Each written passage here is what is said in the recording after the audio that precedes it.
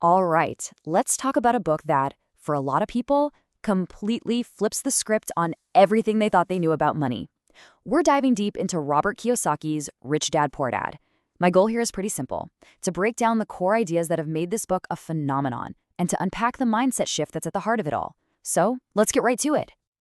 Right off the bat, the entire book is built around this central conflict you see here.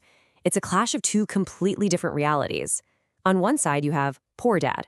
This is the conventional wisdom most of us grew up with, right? Go to school, get good grades, find a safe, stable job, and just don't rock the boat. But then you have rich dad, who comes in with a totally different playbook. Forget the stable job for a second. First, learn how money actually works. Then, focus everything on building assets. And most importantly, figure out how to make your money work hard for you instead of the other way around. This one slide really captures the entire battle of ideas. So, let's dig into who these two dads actually were. Poor Dad was Kiyosaki's real father, a brilliant man, highly educated, a PhD who believed deeply in job security and the corporate ladder. Rich Dad, on the other hand, was his best friend's father. This was a guy who didn't finish high school but went on to become a very successful entrepreneur. He had a different kind of education, a street-smart financial intelligence. Their advice wasn't just different, it came from two opposing universes of how you build a life. And this leads to one of the book's biggest critiques, and it's aimed right at our school system. Kiyosaki's argument is that schools are fantastic at one thing, creating good employees. They teach you how to follow instructions, how to show up on time, how to work for money. But what don't they teach you? They don't teach you a single thing about what to do with that money once you have it. There's this massive gap between being book smart and being money smart, and that gap is where so many people get stuck. This brings us to the first huge mental shift the book asks you to make. You have to look in the mirror and ask a really direct question. When it comes to your money, are you the master or are you the slave? And how you answer that, well, it pretty much determines your entire financial future. This quote right here, this is the heart of it all.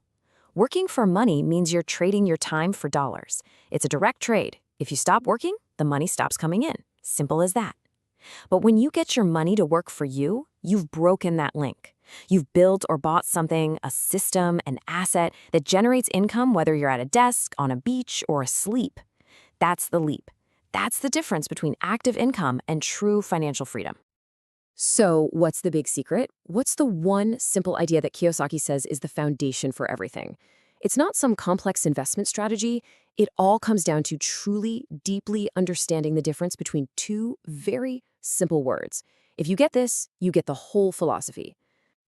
Okay, first word, asset. Forget the complicated accounting definitions you might have heard. In the world of Rich Dad, the definition is brutally simple.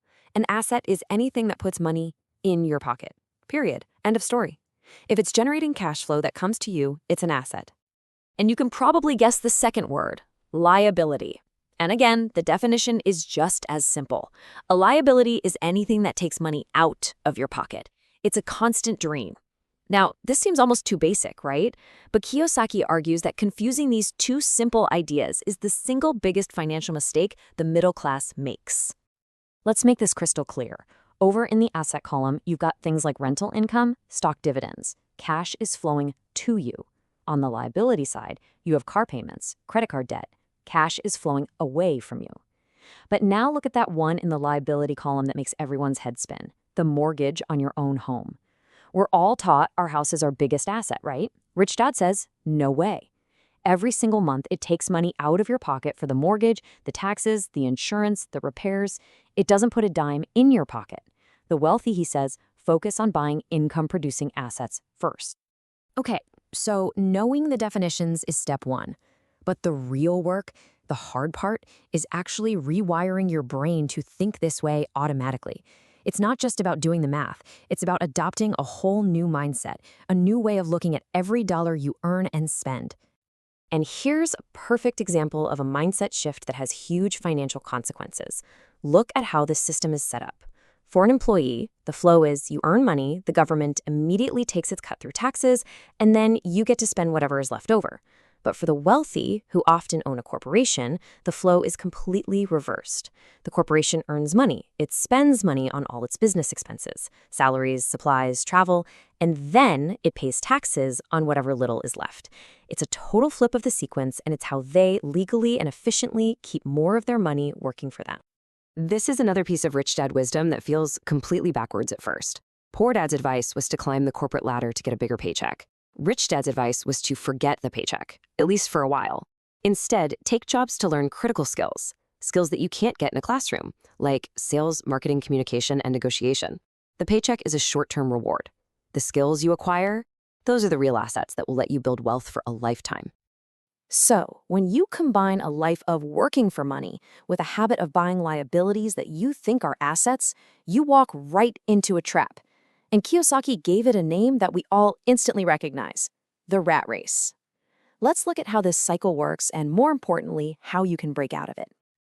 And here it is. The cycle is so seductive. It starts with something good, right? You get a raise, a promotion, more money. But what happens? Lifestyle inflation kicks in. You think, I can afford a bigger house, a nicer car. But those are liabilities. So now your monthly expenses are way higher, which means you're even more dependent on that next paycheck. So you have to work even harder just to keep up with the lifestyle you've created. It's like a hamster wheel. You're running faster and faster, but you're not actually going anywhere. This brings us to a radical redefinition of the word wealth. If a big salary doesn't make you wealthy, what does? For Rich Dad, wealth isn't measured in money.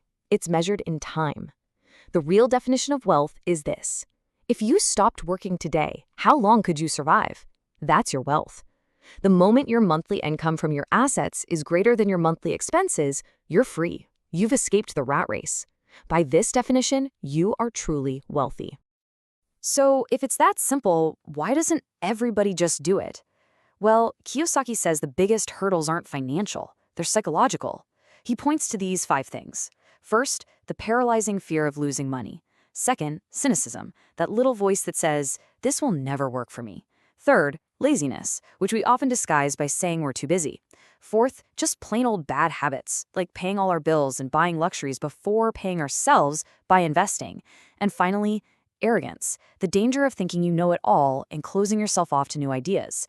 So if there is one single thing to take away from this whole explainer, let it be this: building wealth, achieving financial freedom, it doesn't start with a lucky break or a big inheritance. It starts right between your ears. It starts with your mindset. It's about changing how you think, focusing on building that asset column, and winning the internal game against fear and doubt. The numbers in your bank account are just a lagging indicator of how well you're playing that internal game. So to wrap this all up, I want to leave you with a direct question.